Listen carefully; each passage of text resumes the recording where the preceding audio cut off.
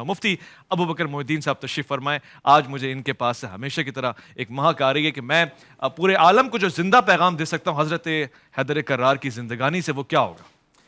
بسم اللہ الرحمن الرحیم۔ ویس بھائی، آج بڑی مجھے خوشی ہوئی گفتگو سن کر کہ ہمیشہ ہم ایسی شخصیات کے فضائل پر بات کرتے ہیں، ان کے مقام پر بات کرتے ہیں، لیکن ان کی سیرت پر ہم کم گفتگو کرتے ہیں۔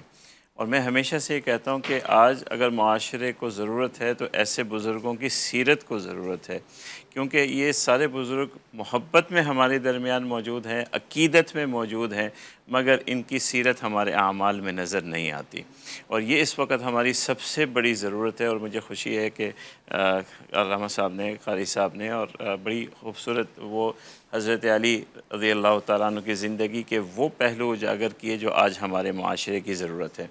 میں اسی میں ایک دو چیزیں اضافہ کرنا چاہوں گا۔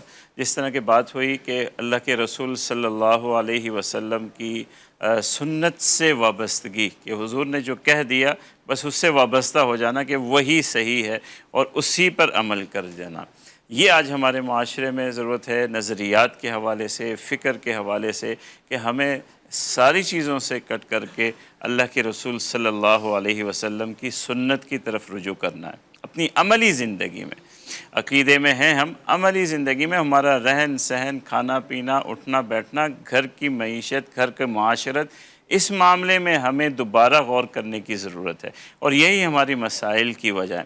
حضرت علی رضی اللہ تعالیٰ عنہ کی جو شخصیت کی ایک دو چیزیں جو بہت نمایاں نظر آتی ہیں، جس کی آج معاشرے کو ضرورت ہے، ایک ان کی دنیا سے لا تعلقی۔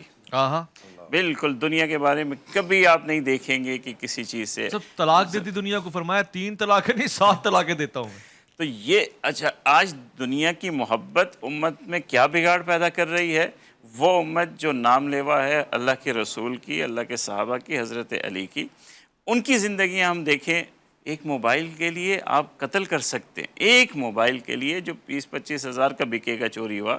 تو آپ کو یہ سوچنا ہے اور معاشرے کو یہ پیغام دینا ہے کہ دنیا کی ضرورتوں کے پیچھے ہم جس طرح آگے بڑھ رہے ہیں، یہ نہ ہمارے بزرگوں کی تعلیم ہے، نہ سنت ہے، نہ ہم جو ان کے نام لیوا ہیں ہمیں شیبہ دیتی ہے۔ تو اللہ تعالیٰ جتنا بھی حلال طریقے سے دے اس پر ہمیں قناعت کرنی چاہیے، ہماری نگاہ آخرت پر ہونی چاہیے۔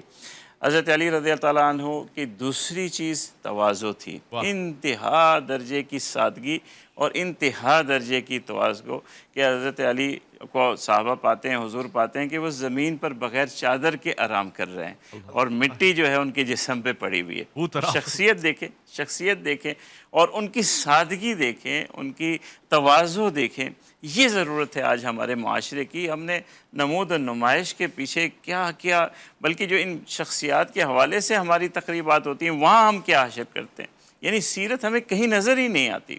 تو آج ضرورت اس بات کی ہے کہ ان شخصیات کی سیرت کو ہم نہ صرف بیان بھی کریں اور اپنی زندگیوں میں لے کر کے بھی آئیں۔ ہمارا ایمان ان شخصیات کے ایمان کی طرح ہونا چاہیے، ہمارا عمل، ہماری زندگی، خانقی زندگی کی یہاں بات ہوئی کہ حضرت علی رضی اللہ تعالیٰ عنہ بیٹھ کر کے گھر کے کام میں ہاتھ بٹا رہے ہیں، اور حضور صلی اللہ علیہ وسلم بھی بٹایا کرتے تھے۔ آج تو ہم نے اسے حرام کر لیا اپنے اوپر، ہم میں سے کوئی بھی شاید یہ کام نہیں کرتا ہوگا، کوئی بھی نہیں کرتا۔ آپ نے ایک زندہ پیغام دیا کہ گھریلو زندگی کتنی آسان ہو جائے، کتنی آسان ہو جائے۔ بس کم اپنے کام تو خود کر لیجئے تو آدھے کام تو ویسے کم ہو جائیں گے۔